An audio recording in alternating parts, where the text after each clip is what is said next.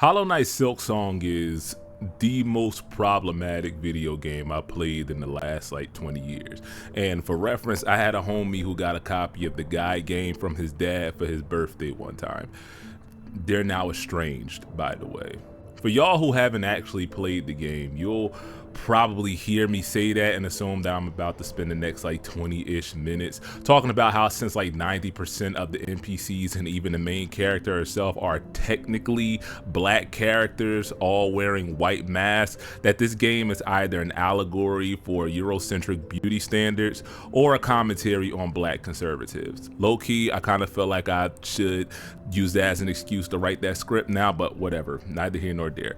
The rest of y'all who have actually played the game probably kind of already know where I'm about to go with this, because you've seen, read, and heard any number of articles, substacks, and video essays just like this saying pretty much everything I will. But one, the holiday season is right around the corner, and this is as good an excuse as any to make some ad revenue while y'all are off from work and school and whatnot.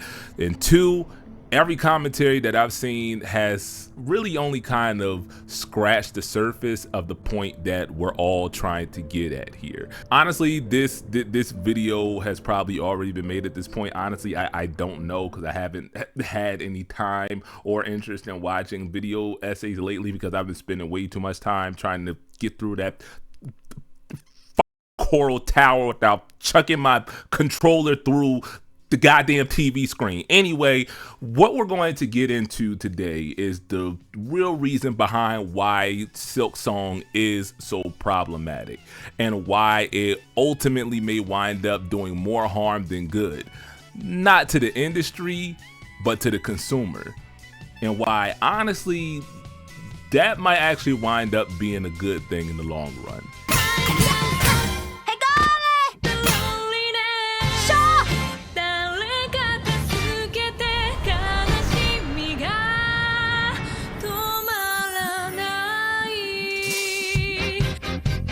The reason I say Silksong is the most problematic game I played in 20 years is because this game was kind of already made 20 years ago.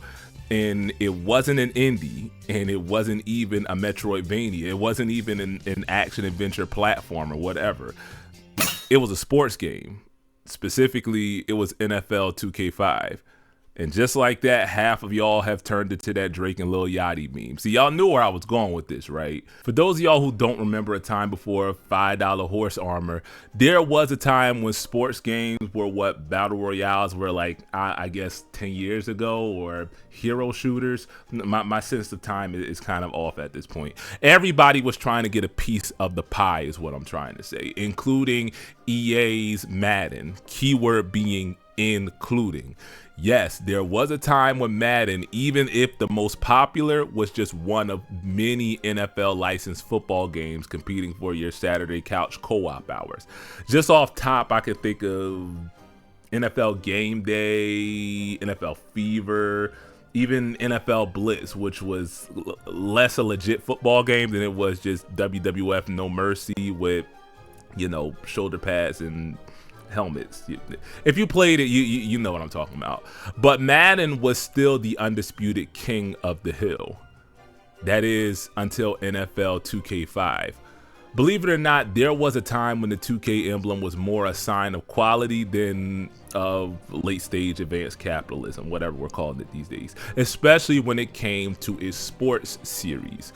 2K was probably EA's biggest competitor in the sports sim market, even surpassing it in the NBA ring. Just go look up what happened to NBA Live, if you even remember NBA Live. To this day, the general consensus among those who remember, and even just those who weren't around back then but did get a chance to play the joint, is that 2K5 is the best football game ever made. And just like Silksong, it retailed at launch for 20 bucks. And that single decision is the reason why we have not seen another 2K NFL game or any real competitor to Madden since. See, believe it or not, there was a time when EA was a respected, if not beloved, publisher. But 2K5, I think, is when they turned to the dark side for good. Because you gotta understand, at that price point, Even the casual head who couldn't tell the difference between first down and first quarter really didn't have a reason to not play 2K. And that was kind of the point. Like, I can say for me, this game is probably the biggest reason I went from casual head to hardcore football fan almost overnight. I got so deep into football that I wound up joining my high school team the summer before my freshman year, despite literally never having played a snap of organized football in my life. And I wound up a varsity starter the next year. Ask about me. On a team that won 2 games in 2 years, but that's aside from the point. 2K's whole marketing strategy was to eschew the millions of dollars that they would have spent on stuff like commercials and magazine ads, and then pass the savings down to the consumer, relying on word of mouth to make up the difference. And that strategy worked, but the reason it worked is because, again, the general opinion at the time was that 2K was just a better product than that year's Madden. And that's the reason, again, that we've never seen another 2K NFL game. Because in response, EA brokered an exclusivity agreement with the league that prohibited any other publisher from using the NFL license, including players' names and likenesses, which is kind of like 90% of the point of playing these games, right? Like, online competitive aside, when I boot up a pro football game, I want to play as the Philadelphia Eagles, not the Philadelphia Freemasons or some shit. I want to take a team like the Browns from a perennial poverty franchise to prominence. I want to bring a historic org like the Raiders back to relevance and to Oakland, California, where they belong. Point being, that exclusive license was the closest thing to a death knell that any non-EA football game was going to get. I mean, folk have tried to make alternatives. For example, Blitz the League, which took the whole arcade route even further. An even better example is All Pro Football 2K8, which was basically the spiritual successor to NFL 2K5, but again, without the names and logos we all know and love. And as a result, none have ever really been able to compete with Madden.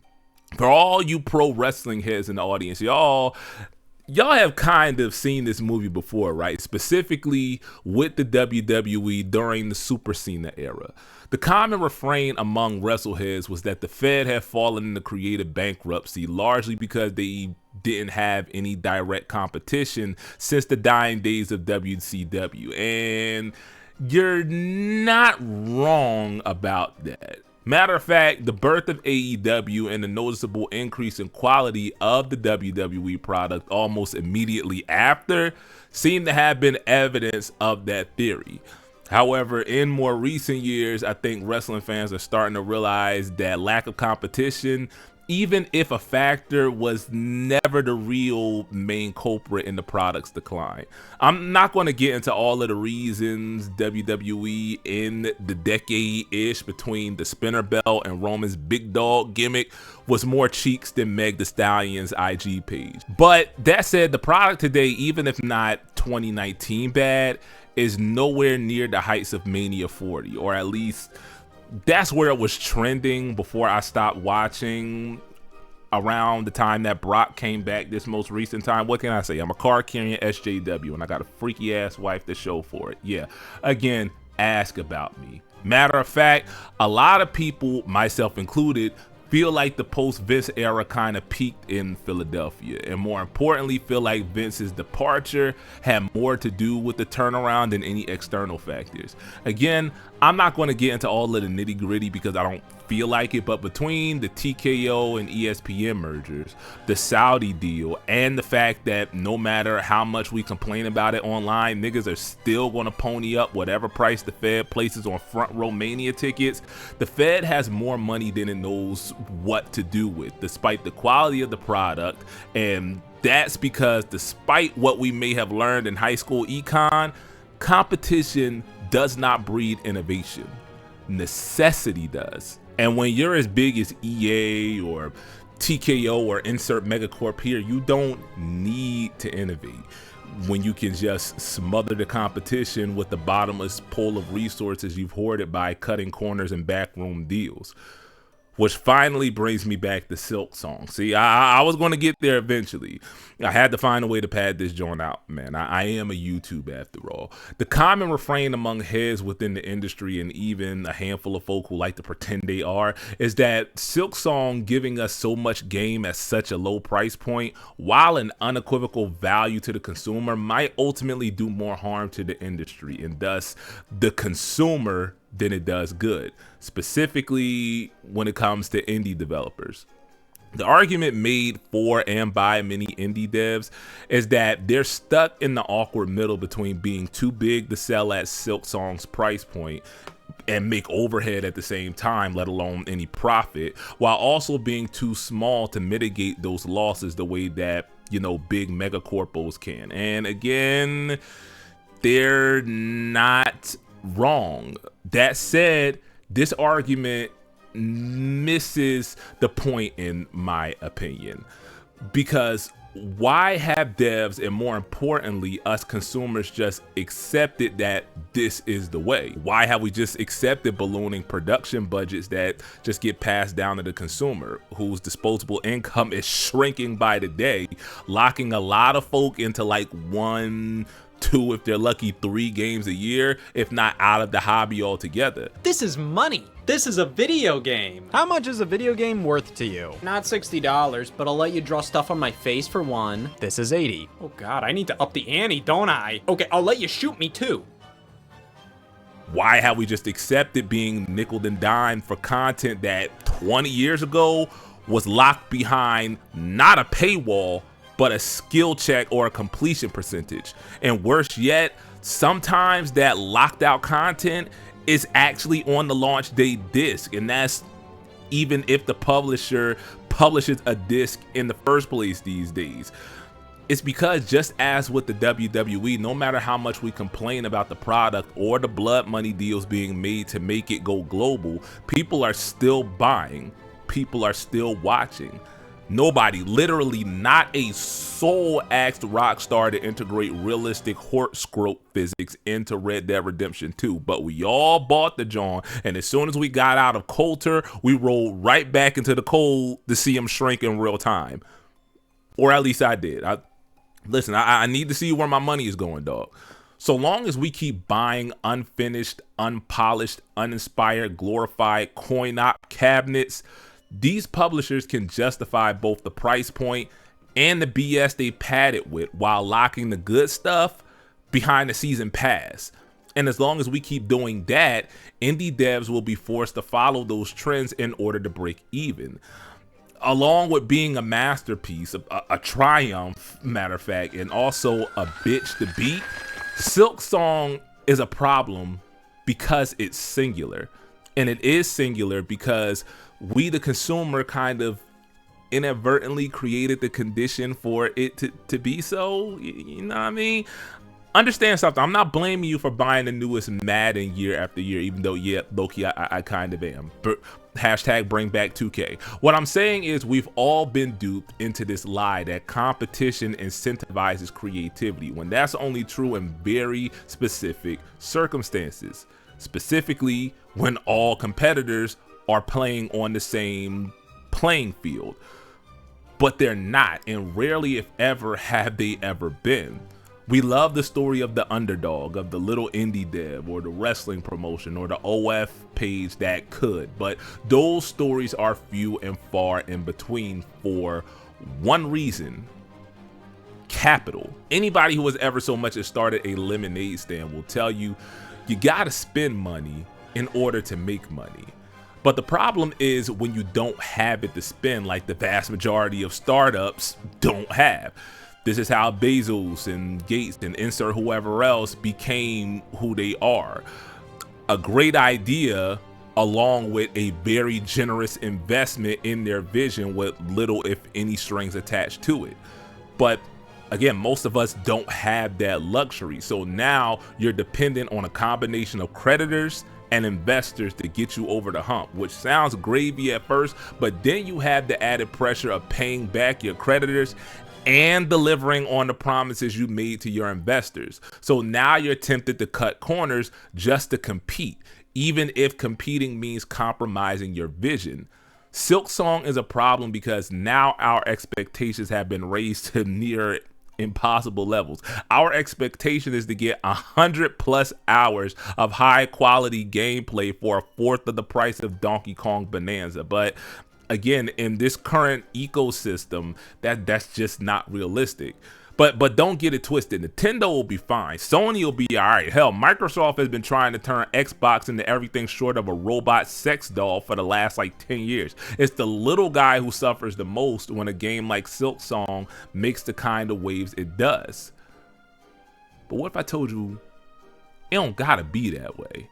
Listen, I know I sound like a Reddit mod doing the whole I know better than the average gamer thing. I promise y'all that's not what I'm trying to do here. Really what I'm saying is we can have more Silksongs. Hell, we can have NFL 2K back.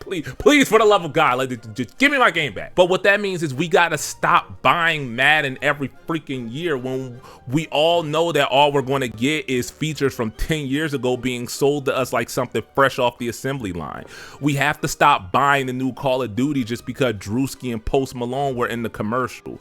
We can bitch about the John just being a yearly roster update all we want. We can downvote as many launch trailers as are released, but these folk only speak one language, and that's dollar bills, y'all.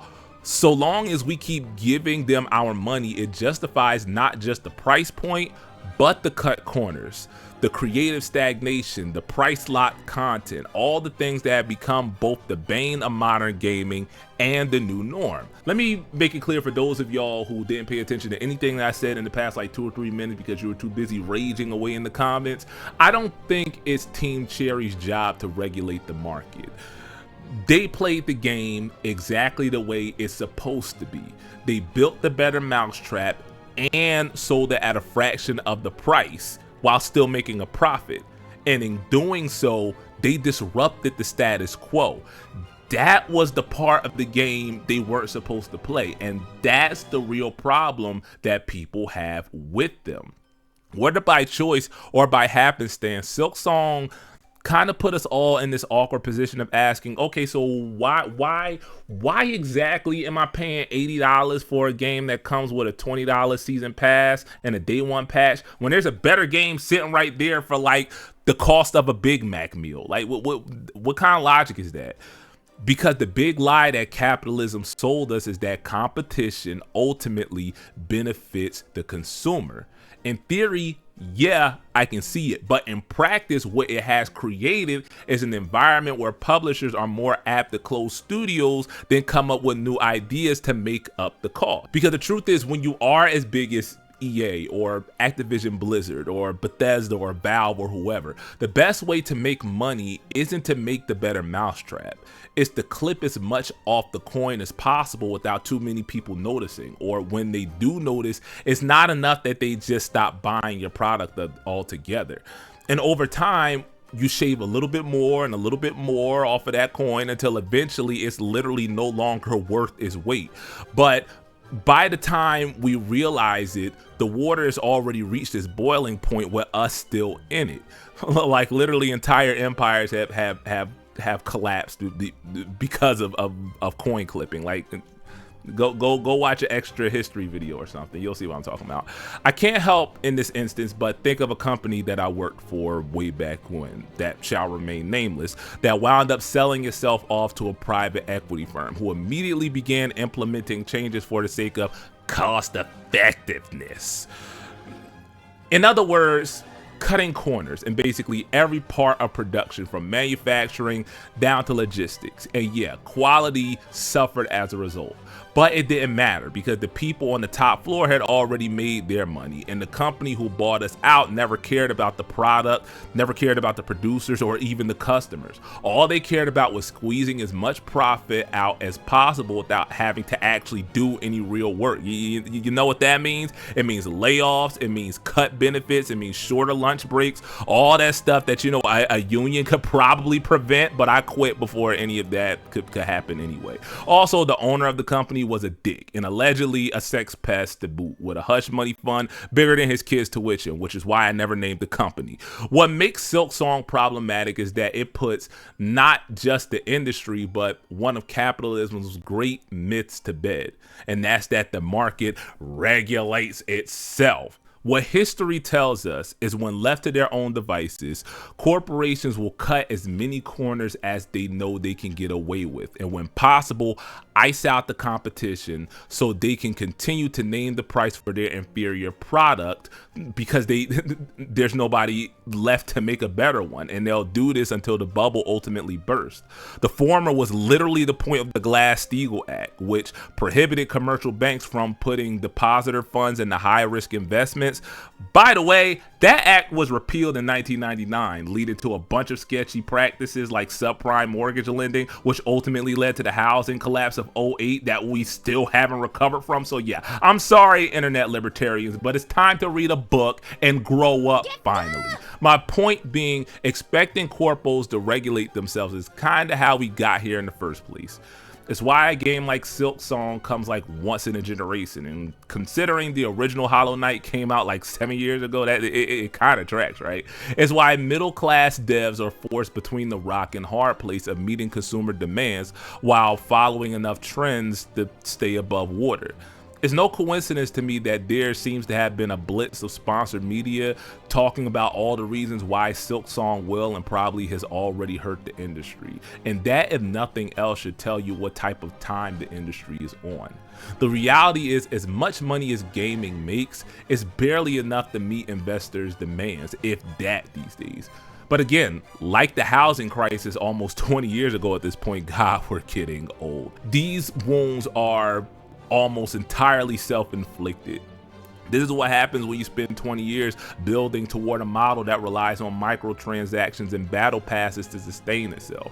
This is what happens when corporate meddles with creative and the team winds up sending out an inferior product because a suit upstairs insisted on a multiplayer mode that they could more easily monetize. And when the main game fails to meet expectations because they had to put so much of their resources into this unwanted mode, the studio winds up shutting down and the dev team migrates to like AI development or something, which is a whole other thing that I'm not even going to get into here. And now, because you're short-staffed, the employees that did manage to survive the last round of layoffs are forced to sleep in a cot under their desk in between 16-hour shifts because you promised your investors a new murder ball simulator every fourth financial quarter. So now the game feels unfinished, unpolished, just straight up unfun to play, or any combination of any other bad things, because the dev team was pressured to put something out by the predetermined deadline,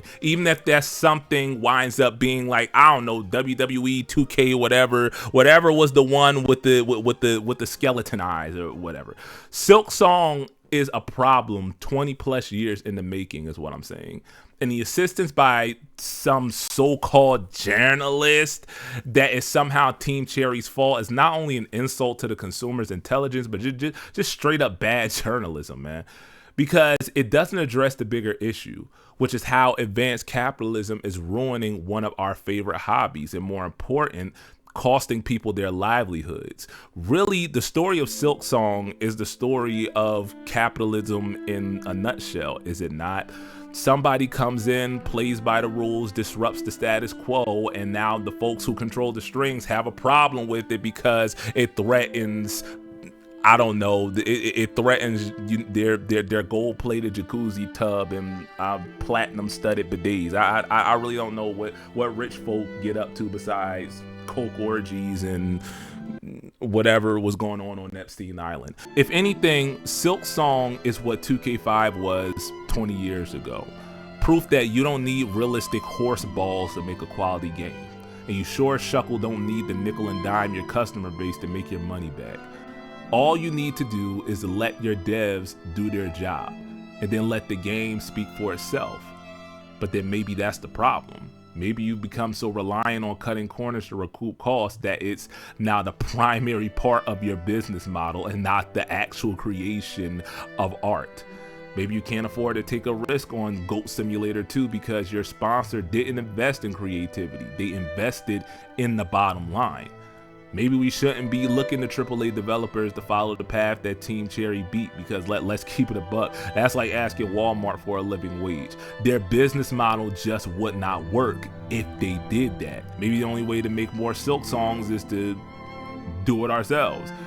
Everybody can't make a masterpiece with a 3-man dev team, and stories about spiders forcing beetles to sing in the church choir. Yes, that's basically the story of Silksong in a nutshell. But there is Kickstarter, there is GoFundMe, and that's how we got stuff like Super Hot and Shovel Knight.